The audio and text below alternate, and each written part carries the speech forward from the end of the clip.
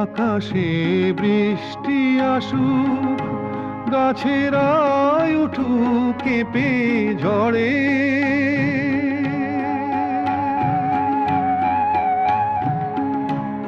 আকাশে বৃষ্টি আসুক, গাছেরাই উঠুক কেঁপে ঝড়ে।